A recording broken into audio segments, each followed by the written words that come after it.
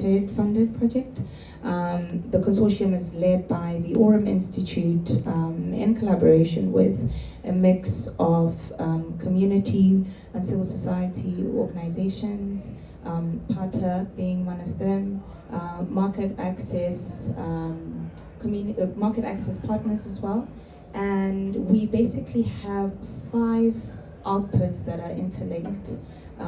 First one focusing around evidence, generating evidence on how advanced HIV disease should be managed, should be screened and delivered. And then we've got the second output, which is output 2, which is focused on generating a good market access environment, ensuring that the commodities are available and they're at a good price point.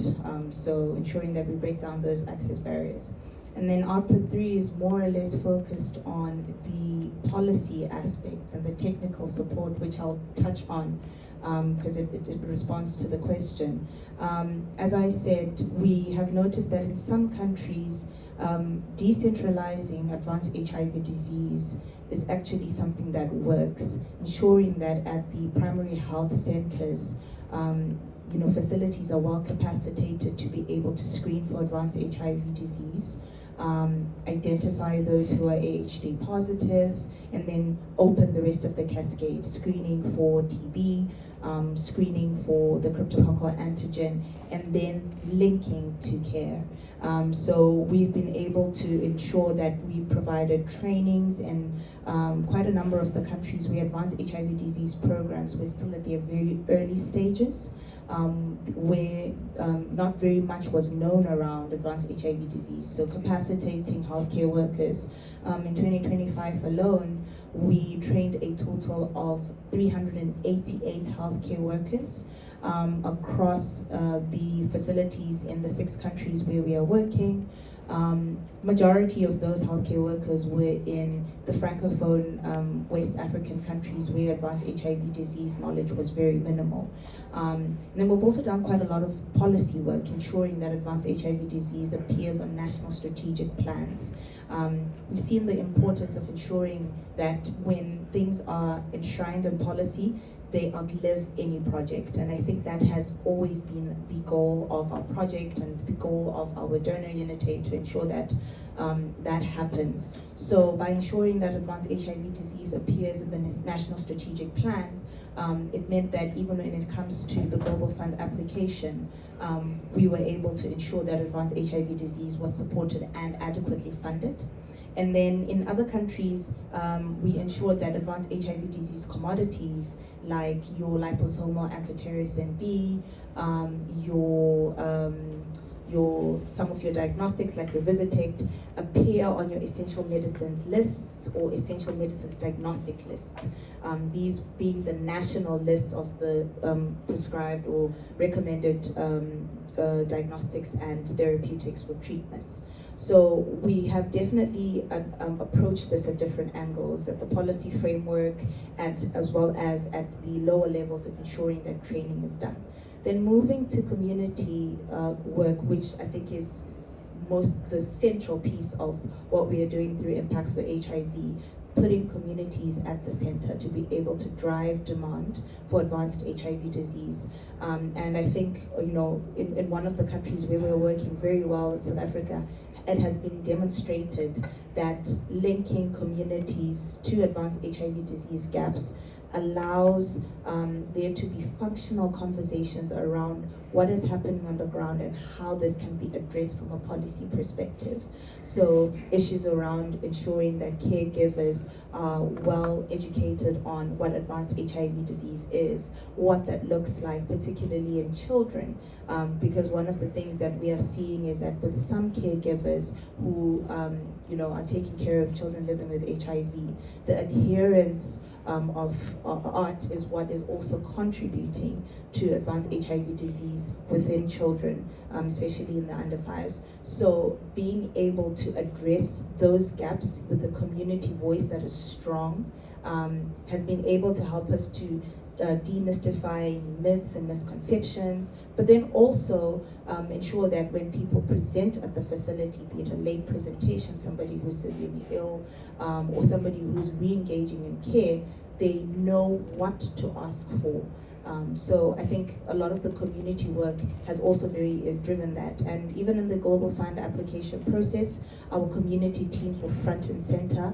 An example is in Cote d'Ivoire, we were able to see communities pushing for the inclusion of advanced HIV disease. This is something that was absolutely remarkable, because typically it's the implementing partners, because those are the ones who are doing the implementation projects. But community partners led front and center to make these changes. And I think it also speaks to what Kenley's saying, that Kenley said his remarks earlier around communities always being in the driver's seat, and being acknowledged and should be acknowledged for the remarkable work that they're doing. Okay, thank you so much, Nicole. I think the next one is a Thrive project. Oops. Thrive project, before we go to the leadership and communities. Thanks, Margaret. So like I mentioned, there's Thrive and there's Impact for HIV. So we're doing more or less similar stuff, but I want to just show one of the things that AfroCam has done that has like really become a very big success, because James, my colleague, mentioned how we have a lot of mortality when people actually leave the facility and go back home, right? So everything is nice and fancy in the ward, you know, you get the treatment, you get the free food. Okay, it's not free, but you get the good food. But when you go back to the ground, things are different, and that's where a lot of people are losing their life. So I just want to just give an example of the integrated approaches that we've used for stronger post-discharge care. And that's what we call it, the post-discharge care. We follow the guidance of the post-discharge care package from the WHO. And what we have set up now is we, especially now after the, you know, like during and before the funding freeze, we identified cadres from the community that were already in place. We didn't invent anything new. We looked for champions and facilitators for advanced HIV disease, right? So the AHD champions now are the ones who we trained, you know, and capacitated them with our information about advanced HIV disease. And these are the ones now that you will find in the facility when you're seeking care, right? And we know, as people living with HIV, we're always happy to find a peer in the facility when we are going to seek our treatment, right? Instead of the not so nice healthcare workers. Okay, no offense to them, but yeah. So that you'll find the champion there, and the champion will ensure that, you know, you will get your inpatient and outpatient support as well, because they'll ensure that you have, you're connected to some facilitator who is going to follow you up with and ensuring that you continue with your medication after discharge, right? And then, of course, the champion will ensure that there are referrals within the facility. If you need to get to the TB clinic, they'll make sure that you go there. If you need to do, you know, a crack test to do the screening for meningitis, for cryptococcal meningitis, this champion is going to ensure that you get those services. Of course, now more and more sensitization. You know, how do we identify, you know, people with advanced HIV disease, aside from even now the CD4 test. Of course, there are the symptoms that people need to learn about, right? So we do this as well at the health talks, you know, at the morning time when everybody comes in, yeah, that normal health talk, we put advanced HIV disease information there. Of course, adherence counseling, you know, like I mentioned, being on treatment is just stressful. So imagine if you have to take medication for another comorbidity, it becomes more stressful. And then, of course, now the tracking of how they named us, the lost follow-ups. I've never liked that name, but yeah. So they need to be tracked, right? Where are they? We've not heard from this person for more than 28 days, which is serious. You know, this person, their clinic was this time, they've been away for 28 days. We need to look for this person. We do a lot of that, you know, the tracking with the calls. And then, of course, commodity tracking, you know, when we're referring, when we're saying go to the TB clinic, is there medication for TB? When we're saying, please, go and check if you have meningitis, do we have the crack test in the facilities? That is also happening. And then, of course, now to support the CD4 count testing. And I did mention there's the champion, and then now there's the facilitator now who goes to the ground. So if Jackie was unwell, she was in the ward, and she goes back home, we have this facilitator now who's going to be checking on you, you know? So we have the home visits and the post-discharge care support. Like I mentioned, situations are different. Not everybody comes in an environment that is conducive to continue with the treatment, right? And we know, like for some ailments, the medication is long. Like for meningitis, it can be up to 24 months. Is it still, or am I wrong? Yes, up to 24 months. That's 2 years. Imagine, that's a long time. And then, of course, the facilitator, even on the ground, will go and give that information about advanced HIV disease. And we, like I mentioned, we didn't get anybody new. We used those who are already there. All we did was capacitate them with that advanced HIV disease, and of course support them with how they'll be able to do this. So we have the literacy campaigns, and then we also have the DSD models, differentiated service delivery. You know, and so that not all the time I have to come to my clinic. You know, we have different ways that people can access treatment. Then of course now there's the simple HD screening. How are you feeling? Do you have the symptoms? Do you have fever? You know, is the medication taking you well? Right. And then of course nutrition assessment, because without eating well really, and you have all these comorbidities, you need to eat well, ensuring that there's a lot of nutrition information and of course assessment. And those who are not well will be referred. Then to answer your question, my friend, the psychosocial support now. Because we know now you've been on treatment, you fell sick, and you have to have support to continue with your medication. So we are having the intention, or in fact, we already have set up several support groups in some of the facilities that we've been supporting for advanced HIV disease survivors, right?